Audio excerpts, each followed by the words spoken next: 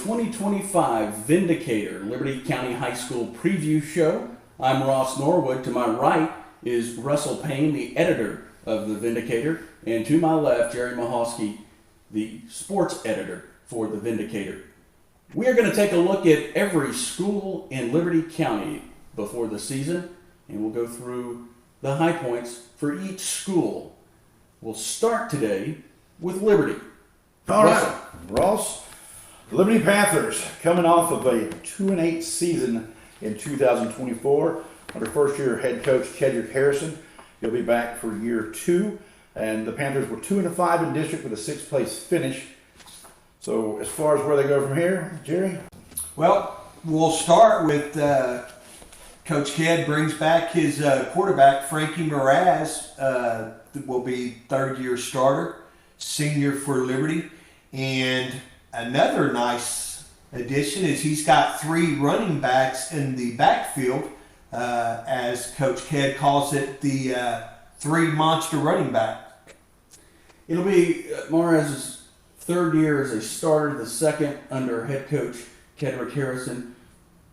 What can you talk about the difference of now having that year under his belt in this new system? Oh, it's in Ross. It's huge, and that's what Ked touched on, saying, "Hey, this is his second year under my offense, and for all the starters and the guys returning, second year under his offense, second year under the defense. Just his second year to kind of get acclimated to how Ked runs things." And it is a much different offense than what the previous athletic director ran, and we'll see some tight games last year that did not go the Panthers' way, and they will get right into it with Cold Spring and Splendora to open the season as part of their non-district schedule. Yep, and those are the 2 teams that they lost both games, combined 3 points. So we all know, starting off a football season, how crucial getting off to a good start is.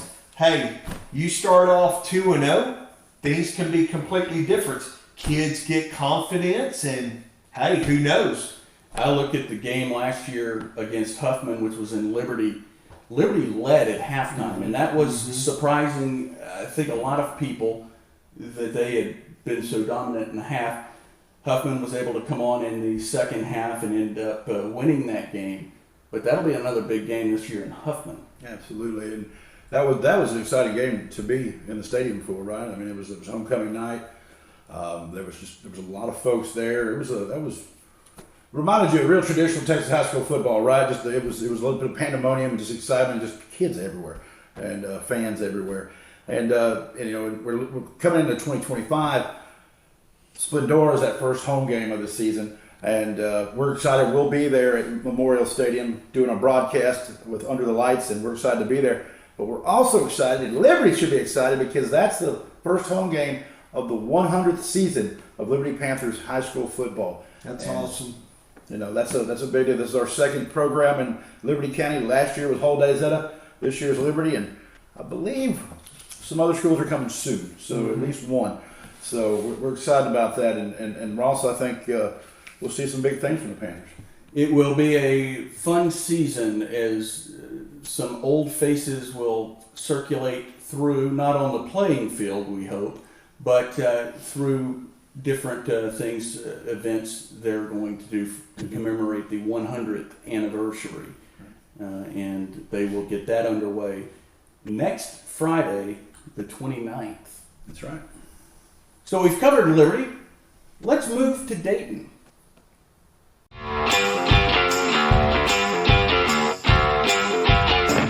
All right, the Dayton Broncos, looking back on 2024, it will be remembered as the season of injuries for the purple and white. They had everybody in the 77535 zip code suit up for quarterback at one time or another. And, hopefully that won't be such a problem this year, but we'll get to that in a second.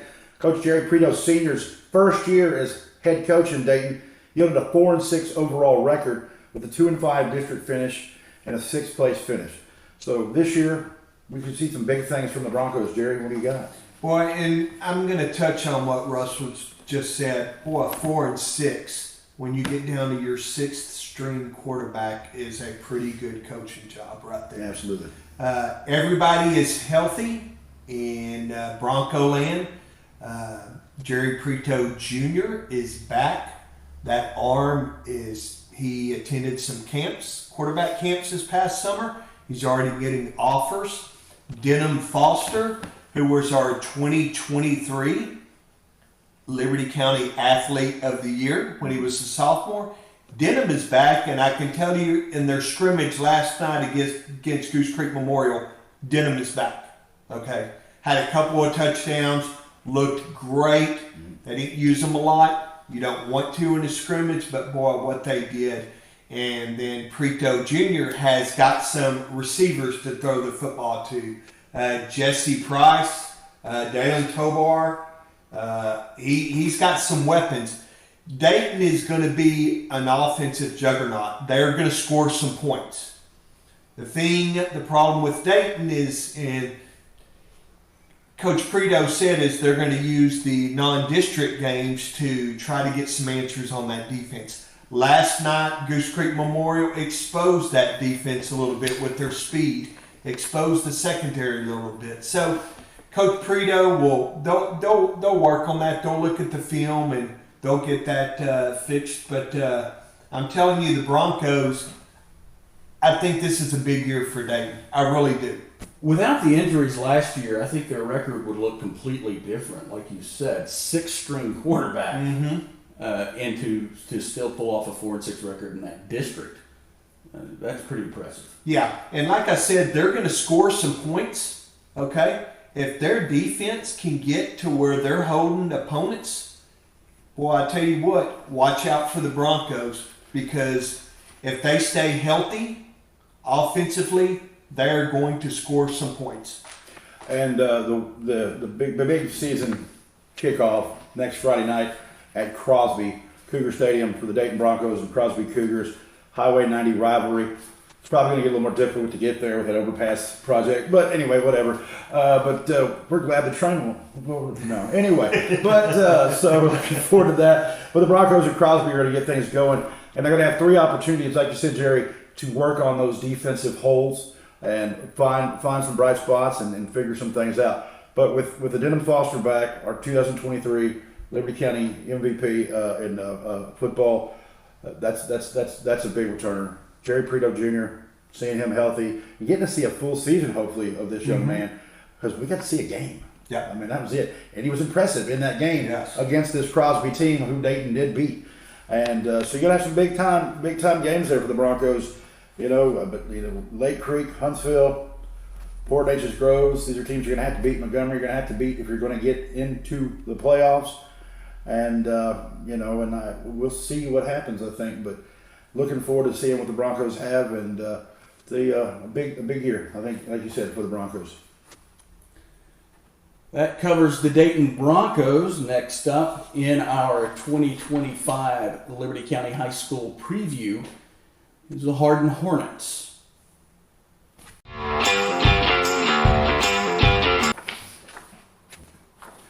Now for the Hardin Hornets, coming off of one of the best seasons in Hardin High School history. And that season was a 7-4 record overall for Coach Chad Taylor in his second season.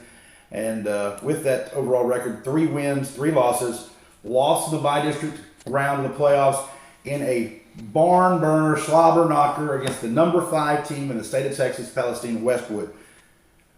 Coach Taylor told us earlier in the summer that they were getting going right there, and the momentum was building, and maybe it was the wrong time to do it, but there was big things. They had a 4th place finish. They were in the battle for 3rd place the whole season.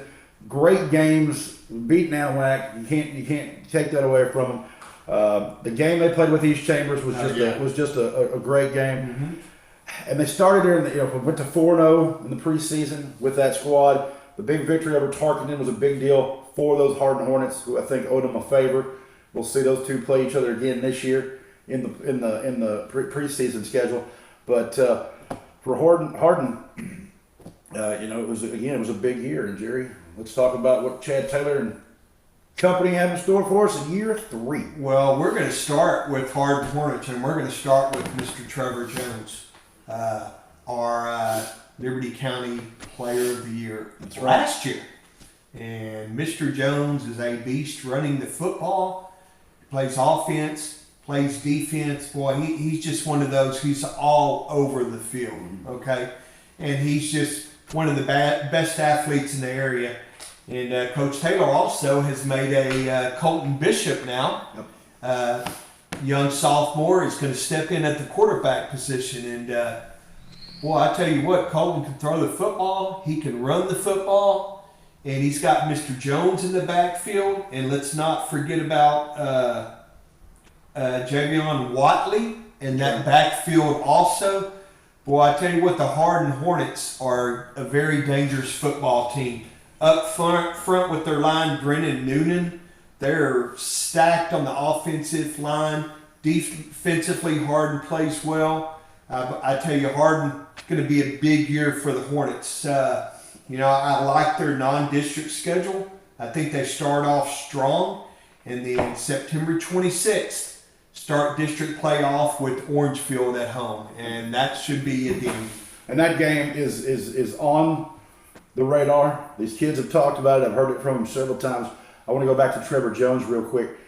Trevor has, I've seen a lot of kids over the years, Jerry, Ross, we've all been around. That kid's really taking things seriously, done a lot of working out, getting stronger, getting faster, just dedicated to this entire opportunity. And I think that's a big deal for him because that game against Orangefield last year started out poorly for the Hornets. Everything just came unraveled. But this is the thing.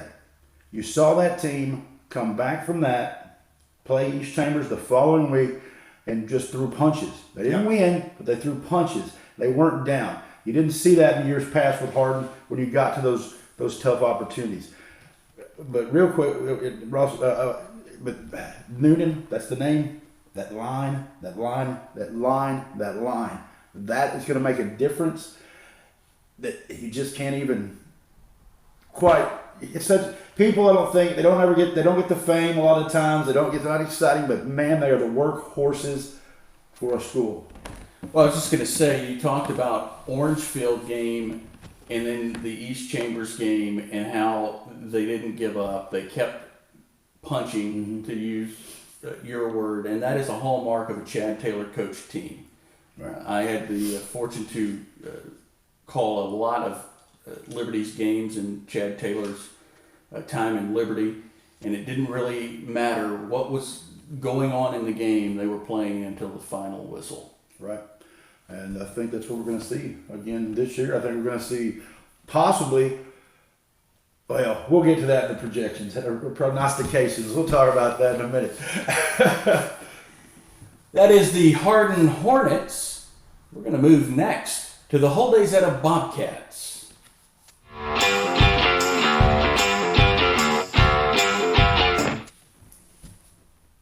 All right, time now to look at the Hull-Daisetta Bobcats coming off year 100 in school history.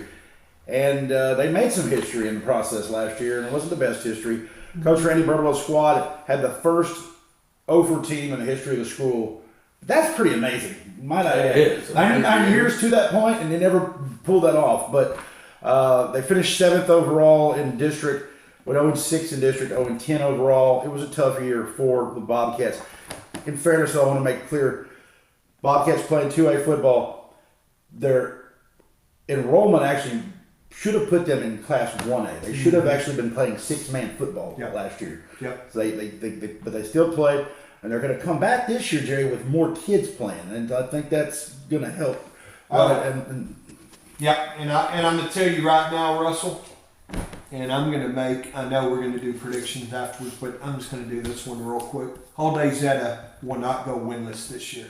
I saw them scrimmage last Friday at Tarkington, and I tell you what, Coach Birdwell's got a quarterback that can throw the football named Zach Burks. Okay, he's got a freshman running back, Braden Frege, and if that name is familiar in Hull-Daisetta country, that is the younger brother. And then he's got a tight end, Josh Jennings, the basketball player and good football player too. And they made some nice throws going over the middle and mixing it up with the run. And Zach Burks can tuck it and run also. Mm-hmm. The Bobcats are going to be good. They're going to be competitive this year. They have more numbers. Depth should be a little better. And Coach Bardwell is going to get them coached up. And they're going to win a few football games this year. The lack of depth when they're playing in a 2A, probably should be playing in 1A. How is that over the course of a season, beyond just the actual plays? How does that affect a team? Well, so in a 2A, you're not going to probably have a team more than 32 kids on their varsity roster. A lot of them are going to have maybe 25. Hull-Daisetta has been carrying less than 20 kids on their varsity roster. And that, of course, we all know you have to have 11 to play. So you're talking about playing Ironman football for 48 minutes. Mm-hmm. I don't care if you're playing 2A, 3A, 4A, whatever. Kids are going to get tired, okay? And with the Texas heat, the start of the season, kids are going to cramp up. They've got more kids out there. The numbers were better in Tarkington last Friday, so I think the depth is going to be better. And when you're going against schools that do have more depth and can move those people in and out of the games, get breaks, and you're over there, 48 minutes over 10 minutes. Oh, it's a huge disadvantage for you. And that's if there are no injuries. Yep. And so they're going to look for some big things at Hull-Daisetta. I know they're looking to hopefully get that line and protect these guys, because you do have some weapons that you need to protect them along the way. And the big guys, the guys up front, are always important, and hopefully they'll be able to get that figured out for the Bobcats. And Jerry, I think we'll get to the predictions. They may have a chance that they're going to do, and I'm sure they would like to right that ship ship immediately. And we'll get to that here before we're gone. Right? And six home games this year. For Hull-Daisetta also. So, of course, we all know that's an advantage also. Absolutely. That is the Hull-Daisetta Bobcats. And we will now move on to the Tarkington Longhorns in the 2025 Vindicator Liberty County High School Preview Show. Russell?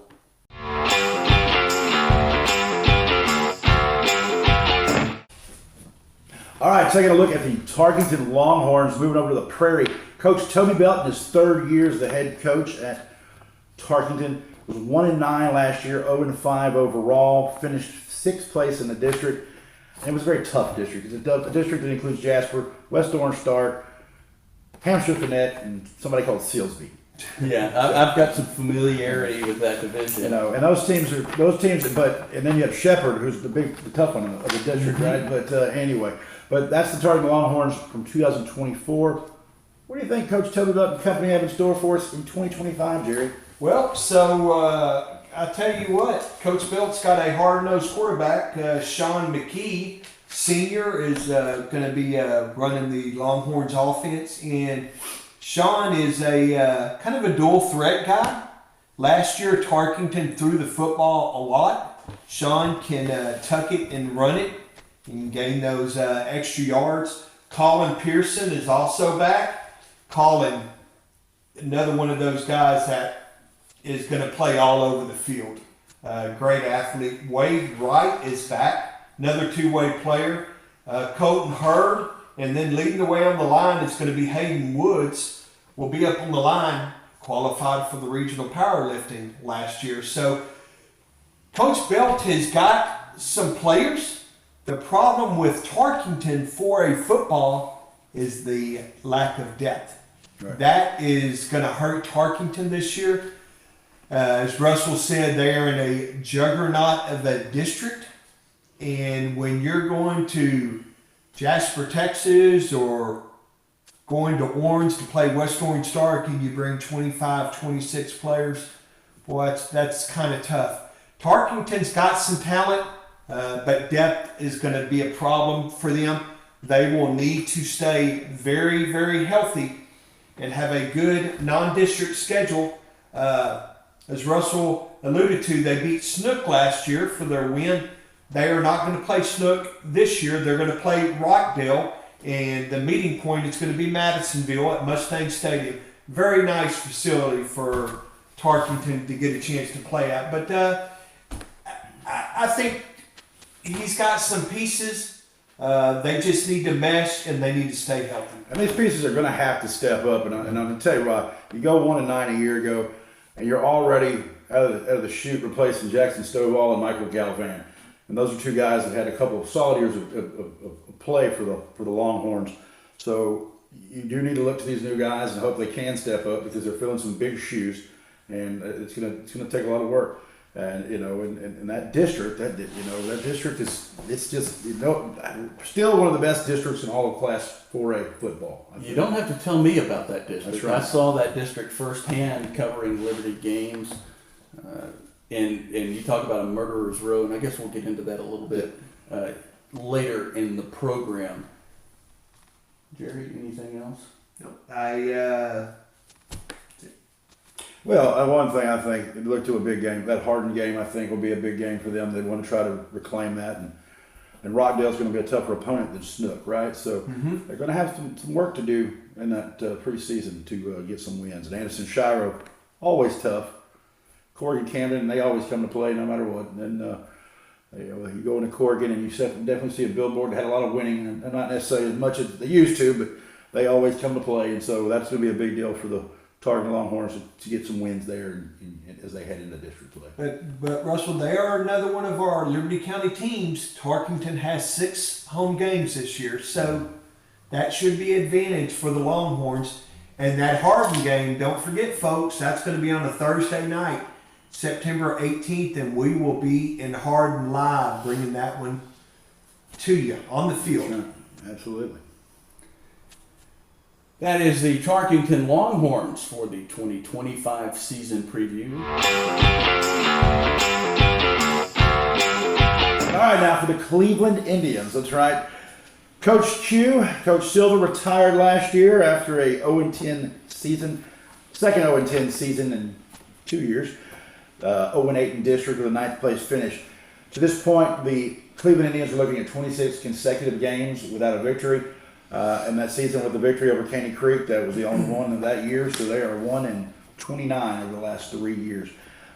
New coach Johnny Sanders in. And I think maybe he liked the school song because, well, he played for Notre Dame and they have the same school song. Jerry, what do we got? Yep, there you go. He was the Fighting Irish. Cleveland is going to be much more improved this year on the defensive side of the football. Okay, and then he still had a couple weapons on the offensive side. Still in a tough district with the Woodlands and College Park. Willis, who is just producing these phenomenal athletes the last few years. Conroe. So they're going to be in a very tough district. They play Splendor and West Fork in non-district play. Have Splendor at home to start the season, and boy, the Wildcats put 70 on them last year. So I think Cleveland will be. I think they'll be ready for that one on August 29th. Absolutely. And Splendor gets back-to-back Liberty County teams They do. to Yes, open the sir. season. They do. And they come off with Splendor, and of course they go to Liberty. But in the meantime, the Cleveland Indians will look to, try to bridge that gap. That is a rivalry game, sort of. Splendor, Yeah. Cleveland right there. West Fork, another neighbor for Cleveland. They're going to be looking for some big opportunities against the Gators. And then you get into that district schedule with Oak Ridge, Grand Oaks, Willis, Caney Creek, which the last victory for the Indians was against those Panthers. I've got to say there's probably some hope to maybe try to pull that one off again. The Woodlands, College Park, Caney, there may be a possibility there, right? And then Conroe. So I think there are some opportunities for the Indians this season to secure some wins.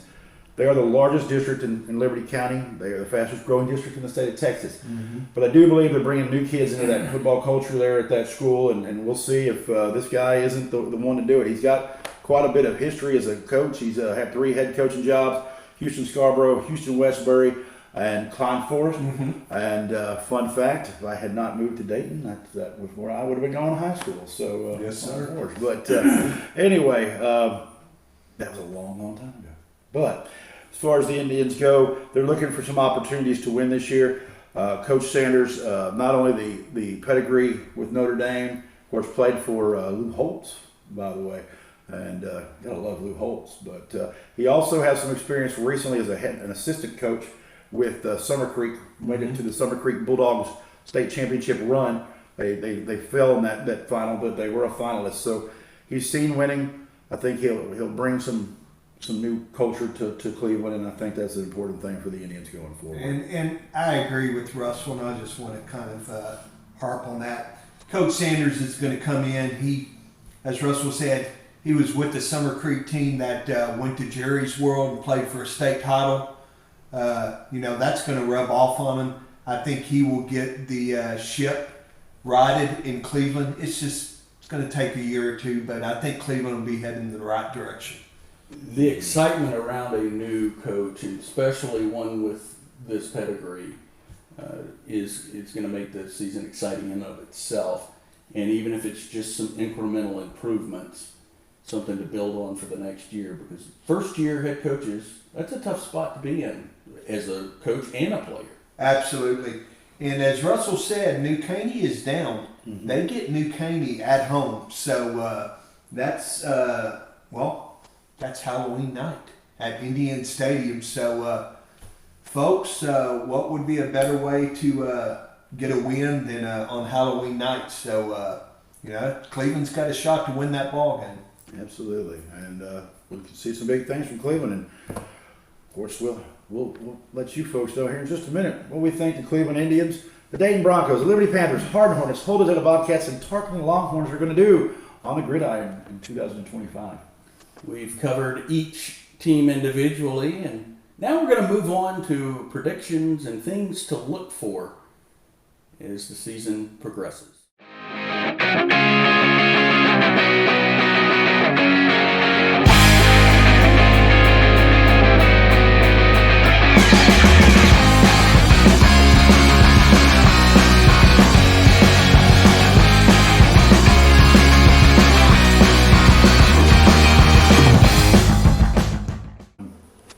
Welcome back to the 2025 Liberty County High School Football Preview Show. We have covered each of the Liberty County schools, and now it's time for our experts to give their predictions on the 2025 season. I'll start in order of expertness. Russell? Order of expertness. Well, first we're going to be talking about the Cleveland Indians. Cleveland Indians, like we said earlier in the show, 26 straight losses on the year.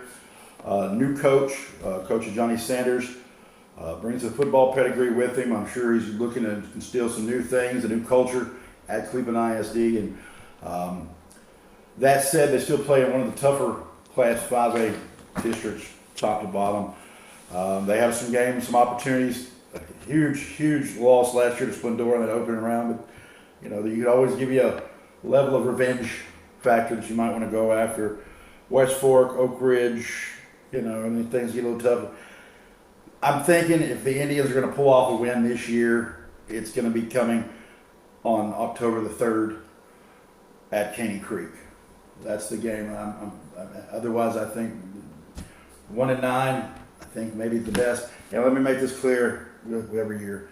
Kids, keep working, keep getting better. Keep pushing. Absolutely. We are not taking away from you, but when we look at things, I think that's just what we're looking at for this season. And prove us wrong. Yeah, right? Absolutely. We would love to see that. Of course, Cleveland, we all know, is buried in a very tough district. Okay. Splendora, West Fork, non-district opponents. I think the streak gets broken this year. I think they spook the New Caney Eagles on Halloween night. Caney Creek is at Buddy Moorhead. That's a Caney Creek team that is improved this year. Quarterback is back. Their running back is back. Caney Creek is not going to be bad. Cleveland just a couple of years under Coach Sanders, and they're going to improve every year. But I think the streak does get broke this year. I look for Cleveland to win on Halloween night against New Caney. Moving on to Tarkington now and the experts' predictions, and I'll start with you, Jerry. Well, the Longhorns are going to get, as we talked about earlier, 6 home games this year. Rockdale is a neutral site at Madisonville. I think Tarkington is going to. They had Corrigan Camden on the ropes last year. I think they're going to start the season off with a win. I like for them to also beat Crockett at home. They go to Hardin, and that's a good little rivalry game. I think Hardin's going to have a little too much for Tarkington, and then when they get into that district, it's just tough. And Shepherd's good. Shepherd's big, very good defensive line. I hope I'm wrong, but I think Tarkington is going to finish 2-8 this year. Russell? 2-8 sounds pretty legitimate. I think at best, Corrigan Camden, I think you have a chance there. You're losing Snook as an opponent you had in week 2 last year. You're going to impress it with a much better Rockdale program. Anderson, Shiro, and the Owls are just tough, period. That's not a new thing. I know they'd like to get that win back from Hardin and their old head coach. And, story goes 2 years ago, they went into Hardin, walked out with a victory that was a little shaky, questionable at times. And last year, Hardin went into their place, homecoming day. But you're coming back into Hardin, a Hardin team that's experienced. You're not pulling that one off. And again, we know you guys are giving your all out there, but I think you're right. I think the 2 chances, Crockett, Corrigan, Camden. I'll agree with you, Jerry. 2-8 for the Tarkington Longhorns. You can't ever underestimate though a rivalry game and how those end up. Oh, sometimes absolutely not. You have a game in which on paper you're thinking there's no chance, and then you get in and everything gets flowing and you're walking out the winner. And don't get me wrong, that is an excellent football game when we went to the Prairie last year, Hardin and Tarkington. And I look for Tarkington to go to Hardin and give it their all. And I look for a very competitive game. Absolutely. Now we'll take a look at Hull-Daisetta. Jerry, your 2025 predictions. Well, the Bobcats are not going to go winless this year, okay? I like for them to start the season at home and pick up a win against Trinity. They're moving up against, in classification, that's a 3A program. I like Tarkington to win that game. I like Tarkington to also to beat Kip Northeast at home. And then they play West Hardin, which that's a backyard rivalry game right there. That's another one of those to where that can just go either way. I'm going to leave that as a toss-up. The Bobcats do get them at home, so I'm leaning more towards the Bobcats to win that game. I like for Hull-Daisetta to beat Sabine Pass. And I like for them to give Coma Snell fits. Not sure if they're going to pull that game off. But with that being said, and 4 teams getting into the playoffs, I think Tarkington, if they can start off district play, if they can get that win against West Hardin, go to Sabine Pass, win that game, start off 2-0, and then possibly win the Coma Snell game. Hey, that's 3 wins in district, and in a 16 district, that should be able to get you in. Russell? I can't argue with the logic behind that, but they're going to have a lot of proving of things to do on the field. I do believe that you bring in a talented freshman at running back. If they can protect him, that's going to possibly yield some big things and some pedigree for Braden Freejay that he'll bring to the Bobcats. That first game against Trinity, if they come out with a win there, that means they figured some things out. And then I think you're absolutely Kip, you have a great chance against.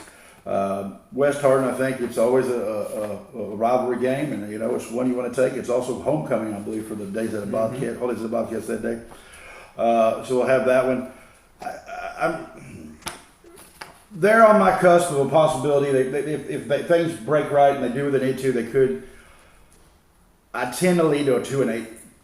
Is what I tend. Again, I think if things break right, these guys could make the playoffs. But I tend to think the Kip game and the Sabine Pass game are the 2 that I'm most likely going to give the Bobcats. I do think they get back in the win column this year. That's the important thing. And 101st year of football. We'll be there opening Friday night for the Bobcats, and we're excited about that one. And the big game with Trinity coming to Bobcat Stadium, so we're looking forward to being there for the first time with our broadcast under the lights. That is Hull-Daisetta predictions. Let's go to Dayton, and Russell, you've got some familiarity with that school. Oh, I've been there a few times. The Dayton Broncos, Jerry Prito Sr. and company, year number 2. You know, we came in last year and there was some excitement. The excitement, of course, was quashed a little bit by the injury after injury after injury. We did, though, get to have the exciting season, seeing a great running back that I think got himself a little ride to college football because of that, and Kendrick, and that was fun to be able to see that bright spot really helped the guy, and I think that goes to Coach Prito's coaching ability. He was able to find that young man, find a leader on the field to get some things done, even in a situation where you just couldn't move the ball via your quarterbacks or your 2 biggest weapons. Those 2 biggest weapons are back. The 2023 Liberty County All Football Player of the Year, Denham Foster, and, of course, Jerry Prito Jr. I think you keep them healthy. That's going to be a big thing for the Broncos. Keeping them healthy, finding some line help, some depth on that line. So I'm going to go through this. I think they're going to win. They're going to take the Crosby game, and they're going to get it. I think they've got it. Kingwood Park. If the Broncos can go into Kingwood Park and pull off a victory, welcome Kingwood Park into Dayton and Broncos Stadium, pull off a victory, I think you've got some momentum building. That right there will tell the tale. If they pull that off, I think you've got a good chance for Porter, clearly. Montgomery, you could have a chance there. Then you're just going to have to see at that point, how good are these Broncos? Did they find those answers they need on defense, on the line? Is that offense as potent as we think they could possibly be? I think you got Splendora. I think you got West Fork. I think you're at least looking at 5 wins, maybe 6 in a possible playoff spot, maybe 7. Like I said, if I had last year, I had a dark horse. This would be my dark horse in 2025. That would be the Dayton Broncos for a possible playoff run if things go right. So, Jerry, right or wrong? I'm in a lot of agreement with Russell. Health is just point blank the most important thing for the Dayton Broncos. And I'm going to base this that they're going to stay healthy. I think Dayton goes through non-district with an unblemished record. I think they are 3-0 having that bye week. You have Montgomery coming in for the District 8 5A opener at home. I think that's big. I think I like Dayton to win that game. Dayton's 4-0, 1-0 in district, going down to the Golden Triangle. That's a Nederland team that went to the playoffs last year. They return a lot of pieces this year. It's going to be a tough game. Then you come back, you go from Nederland. Broncos will be in Montgomery the following week and play at Lake Creek. Lake Creek loses the district's probably best quarterback and best running back. They're both gone. Answers are going to have to, we'll just have to see how good that Lake Creek offense is. I think that's a chance for Dayton to go steal that game also. And you come back home for Huntsville. That's a team that a lot of people between Huntsville and Port Neches said they're going to, fight for the district title. It's going to be a tough game. You do get Huntsville at home. And then I like for Dayton to beat Splendora and West Fork, both. I like for them to win both of those games. And then you go down to the reservation for Port Neches Crows to end the regular season. I like for Dayton to get into the playoffs. Russell just said they're his dark horse. They're not my dark horse. I'm going off this that they're healthy. I know what that offense can do. I saw it last night in person. I think Dayton finishes 7-3 and they get into the playoffs. All right, the Dayton Broncos, our first little disagreement in the prediction portion of the 2025 Liberty County High School Football Preview Show. We've talked about Cleveland, Hull-Daisetta, Dayton, now Liberty. And Jerry, You start us off with your Absolutely. prediction Absolutely. for the Liberty Panthers. Year number 2 in Kedrick Harrison's system. I think that speaks volumes. Kids are going to be more comfortable. Quarterback that's coming back for his 3rd year of varsity football. You got 3 very good running backs. Offensive and defensive line, maybe a few questions there. But I like for Liberty to start the season off right. Last year, Cold Spring at home, 8-6, tough loss for the Panthers. I like for Liberty, Cold Springs will have a new coach. I like for Liberty to start the season 1-0 and go and grab that game. And I like for them to come home, first home game in the 100th year. And here's another thing also, guys. These kids, 100 years of Liberty Panther football. Okay? These kids know that they're the group. You're going to have bigger crowds. I think these kids respond. I think they beat Splendora. East Chambers is, Coach Sutherland always does a great job there. East Chambers always has athletes. Could be a tough game going to, but you do have East Chambers at home. And then you start district at Huffman. That was a game that Liberty led at the half last year, and then the second half things just kind of spiraled out of control. But that'll be a tough game. And then Livingston come into Memorial Stadium. I'd like for Liberty to win that game. The rest will be, Lumberton, LCM, and Vida are going to be tough games. Bridge City's going to be a tough game. That's a Cardinal team that went to the playoffs last year. I think they have a great shot at beating Hardin Jefferson to end the season at home. Ross, I would not be surprised if Liberty went 4-6 or 5-5 this year. Russell? I don't disagree with Jerry. In fact, I think you got to remember, you got a new coach at Cold Spring. They don't have the tiger in their tank anymore because their star player is gone, and that star player was the thing that powered and fueled that team at Cold Spring. Yep. I will say this. The field at Cold Spring, I hope they've improved it, and I hope Liberty is ready to play on a rough football field, okay? But I think the Panthers can pull off a victory week 1. I do think they have the potential to play Splendora and get a victory in week 2. We'll see. Them things will be told on that one. East Chambers, that's a tough one. You want to see them do the best they can. They welcome East Chambers into town, but again, Coach Sutherland and company, they come to play. Huffman, we saw what Huffman's got the potential to do by being able to come back like they did on a Liberty team that really excited the crowd last year at home. But now you travel over to Huffman. But, hey, if you come into this thing 2-1 and you play decent against East Chambers, you may have a whole different attitude and a whole different opinion of yourself. You got some what kids you can with do. some confidence. Right? So we'll see on that one. Livingston, I see them beating the Lions. Sorry to the folks up there. They got a new head coach. Coach Finest Vanover's out. They bring in a new head coach, and I know they have some high expectations. No, Dave Campbell's even expects them to do a little better than does the Liberty Panthers. But I think you got that. The week after that, Lumberton, I think you've got a chance to compete. Well, last year, Liberty dropped the game in Lumberton. It was their homecoming, and they dropped it 14-6. Right. And I think you have a chance to compete with that team. And I think by this point in time, if you're coming into this thing and you've got 2 to 3 victories, there's a different attitude, and you're welcoming them into your backyard, right? LCM's the cream of this district's crop. That's just the way it goes. Vida, I'm assuming, is contending for something in this district, right? That's going to be a tougher one. Bridge City, not the Bridge City of 2 and 3 years ago. No.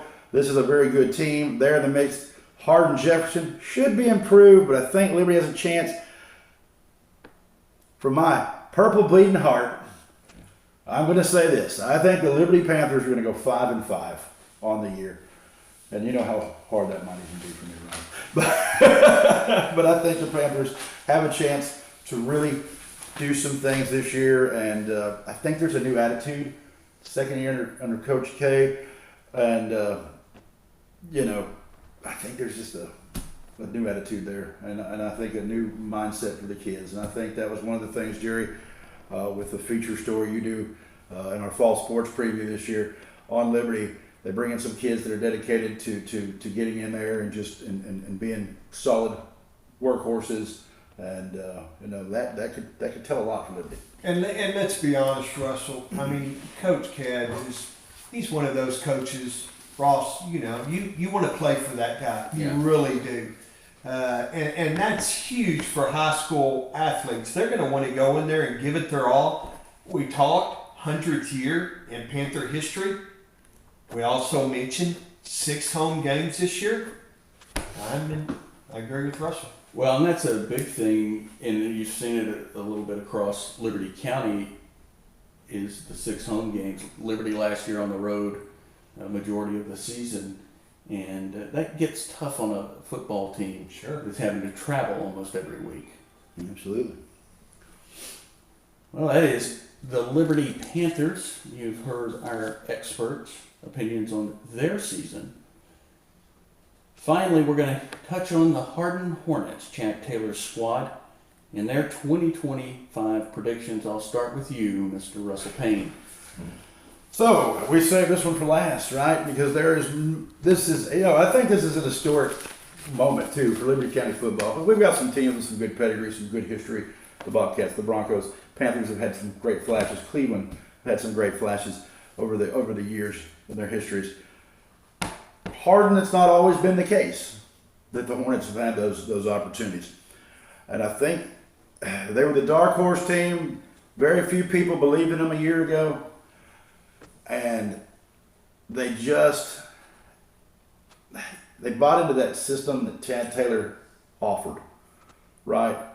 Now they've bought into it, and they've done it for 2 years. They've had this summer, and this goal and this expectation. And I don't think it's just an expectation to win, but it's an expectation to do the best they can out there. So I'm going to go down the line here. Warren, they come to town. We kick off our broadcast season next week in Hardin on Thursday night. Thursday night football, by the way, comes to Hardin. A lot of these teams have 6 home games. Well, Hardin's got a whole lot of Thursday night football games, 5 to be exact. Yes, and they're going to beat the Warriors. Then they're going to turn around, and I think they're going to head up to Corrigan, and they're going to take care of business. And I think Deweyville, you've always got to be ready because Deweyville's a tough team. Class 2A, had to win over them last year. You're going to have to be prepared. You cannot take that game lightly. But I think they're going to be okay on that one. Game 4 of the season, home for Tarkington. It's a big game. It's an important game. I know the kids in Tarkington are talking about that because they would like to try to at least establish some wins and some rivalry games, and that's a big one for them. So they know they're coming. They're coming to try to knock you off, Hardin Hornets. You may not be used to that spot. You may not be used to that but get ready because they're going to try to do it. The next week, I think the Hornets, head into District 4-0. I do believe that. Orangefield, 9:26. Hornet Stadium. This is the game that will determine the district champion of this district. That's right. I do believe the Hardin Hornets have a chance to play for their 3rd district championship in school history. The week after, East Chambers, they're on the road there. That's not going to be easy, and East Chambers is not just going to give away that second or first spot. They're going to try to fight for it. Their quarterback is gone, and that has a lot of impact possibly on this game. And and last year the Hornets gave it their all at home. We'll see. So again, those 2 weeks, Orangefield and East Chambers, they're going to say a lot about this thing. Buna, I think they've got that one at home. That's homecoming day for the Hornets. I think they head on down to Kyle White Stadium in Anahuac and they pull off the win there. I do think they have Cold Spring's number this year. Again, new coach, Tiger's gone. This is a much better team, and they have the experience. They're going to be doing it at home. Playing on a field that's not so bad either. Because, again, I go back to that's the worst field I've ever seen. Yeah. Chad Taylor would agree with this also. I've never walked into a stadium on game night and found grass and weeds to my knees. That was there. Yeah. And sand just dumped in the middle of a football field. You would have had to see it to believe it. And Kirbyville, I think you got it. So, Hardin, we're looking at 9-1, 8-2, maybe 10-0. Dare I say it? And that would be the first time. Actually, a 9-game winning season would be the first time in school history. 10 would be out of this world. But the Hornets are playing for a district championship, and they need to get one of those top 2 spots, if nothing else. You get one of those top 2 spots, it puts you in a lot better situation going into the playoffs, and possibly set you up for a, Jerry, get this, here's my prediction, my bold prediction. Hardin gets one of those top 2 spots. And right up here in the Piney Woods, a certain school gets one of those 3 or 4 spots. Jerry, I'm seeing a by-district Hardin Hornet Dieball Lumberjack football game. Man, what a game, what a game, what a game. What I'd love to see that one. Anyway. Jerry, your thoughts? Are you as bullish on Hardin as Russell is? Absolutely, I am. First of all, Chad Taylor loves to run the football, loves to chew the clock. Okay? He's got a quarterback that can run the football now. He's got 2 stud running backs. Okay? He's got an offensive line. Okay? All that is going to lead to a lot more Hardin Hornet wins this year. I basically don't need to go down here. I'm in agreement with Russell. Okay, I'm going to start with Tarkington. I think Liberty's 3-0 going into that game. I think Deweyville will be competitive. You know, you're heading down there, and it's a 2-way school. Deweyville, I think, has won that district the last couple of years. They bring a lot back. Could be a tough game. For Hardin, I think Hardin wins. I think they come back home, playing Tarkington. Both teams will be fired up for that game. We're looking forward to that game. Russell and I will be there for that game. We're looking forward to that. And Coach York and Coach Taylor, 2 of our really good friends, great guys. I think it's just too much Hardin that night. So in saying that, you're 4-0 going into district play. You have Orangefield coming home. You have Mason Manning, okay, who is already committed to the University of Lamar. Okay. Trust me, the Hardin kids, they know who Mason Manning is, who he is their running back for Orangefield. Okay. They are going to stuff him. Every time he goes to the line of scrimmage, there's going to be 7 or 8 blue jerseys. Okay. It's not going to be like last year, because that thing from the opening kickoff literally just spiraled out of control. I think it's a great high school football game. I still think it's a little too much Orangefield. Then then Hardin goes down to East Chambers. Another great football game. Hardin gets the 2 other best teams back to back to start district. That's a tough way to start. Last year they started 0-2 because same schedule. You got Orangefield and East Chambers. Or I'm in agreement with Russell. East Chambers is a toss-up. Okay, they did lose their quarterback, but Coach Sutherland Green does have some athletes returning. That's a toss-up. Okay, I think they win out the rest of the way. Una, I don't think it's a problem. Anahuac, I think it's a competitive game, and that's a rivalry game. And that's another one that Russell and I will be on. That's a Thursday night. We're looking forward to driving down to Kyle White Stadium for that game. I think the Hardin finds a way. Cold Springs comes here. I think Hardin had 4 or 5 turnovers last year on that dirt track they played on. You came out strong in that game and then handed it over from that point forward. And Tiger, you don't have to deal with that running back anymore. I'm going to be honest with you. I don't think I think Hardin wins that game by 2 or 3 touchdowns. Right. Kirbyville, going to Kirbyville. Kirbyville's down. They lost a lot. I don't think Hardin has a problem there. I think it's 9-1, 8-2. Orangefield, hey, if Orangefield has an off night, has some turnovers, Hardin jumps out in front or plays that Chad Taylor ball control football, the Hornets could be 10-0 going in the playoffs. Russell said most important thing for them is they want to be 1-2 going into the playoffs. I think Hardin gets that done. I think they pick up a couple of wins in the playoffs. I think they get to the 3rd round, and I think it's a coin toss from there on. But I like Hardin to get into the 3rd round this year. I think we could be eating turkey with Hardin in the playoffs and I really do. I do believe that's the truth. And I want to make this real clear. If anybody's out there watching and listening, you got a target on your back, Hardin. You're not used to playing with this. Don't think people aren't coming, because we've already heard the kids talking up in Tarkington. I know for a fact they've got a target on you. They're coming for you. They want to give you grief. Anahuac, I promise you, has a target on for you. Oh yeah, because after last year. Yeah. Well, you took it to them, and I promise you, there's a target on your back. Don't forget it. And that's the thing. If they keep poised, they keep their head where it's supposed to be, and do what they're supposed to do. This team has a lot of potential. And I tell you what, I think between Trevor Jones and Denham Foster and Dayton, we're going to get to see the last two players of the year, all Liberty County team, fighting to see who's the winner this year. I think that's what we're going to see from these schools.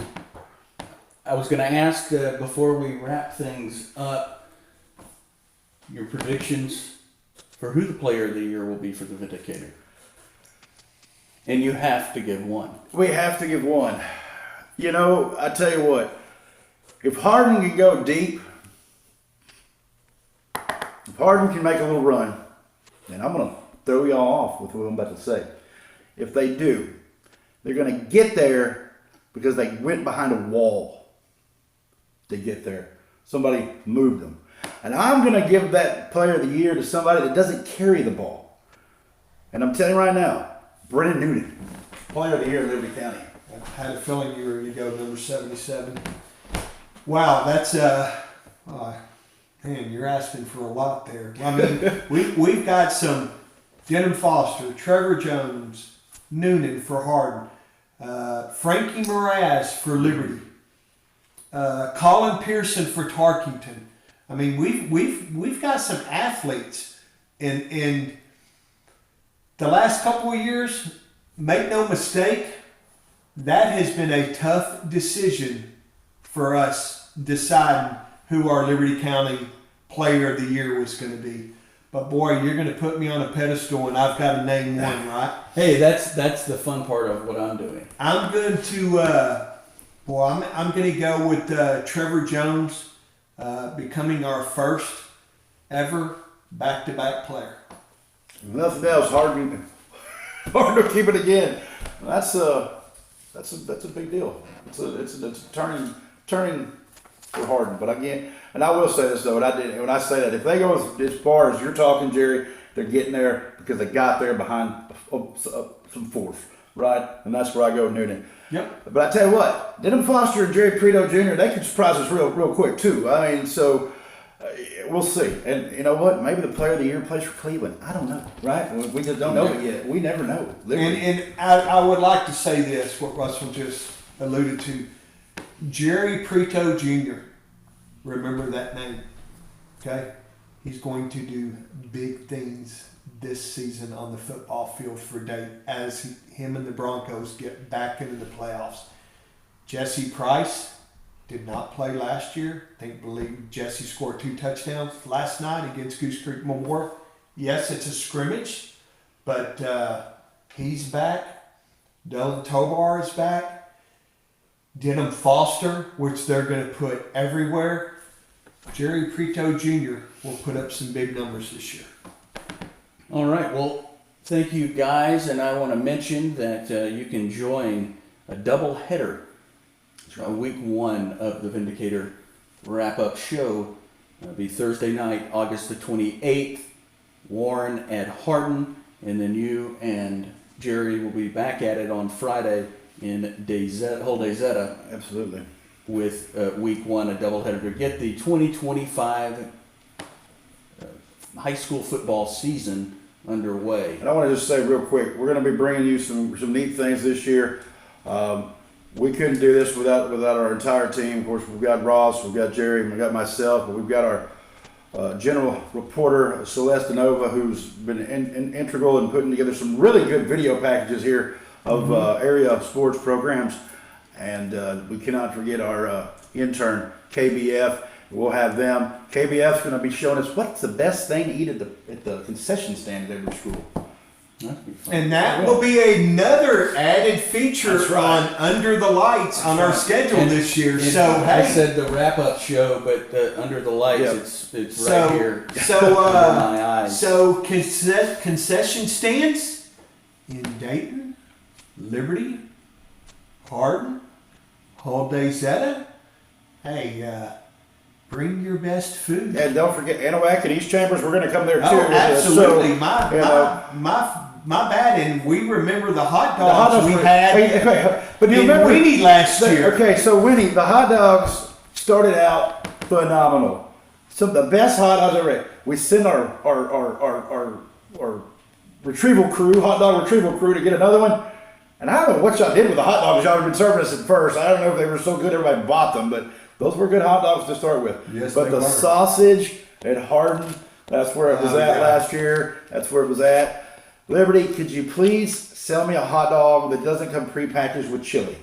No, that is the Lions Club hot dog is the best thing. And I'm not. I like a plain hot dog. I'm kind of weird. And I'm going to Well, give you don't have to tell us. And I'm going to give a shout also real quick because this is year number 31 for me to cover or be around Dayton Bronco football. Bronco Stadium has some good food in the concessions also. Let's not forget out the friendly folks in Dayton. And my last thing, and I'll say on Dayton, this year will be the 30th anniversary of, God, I'm old.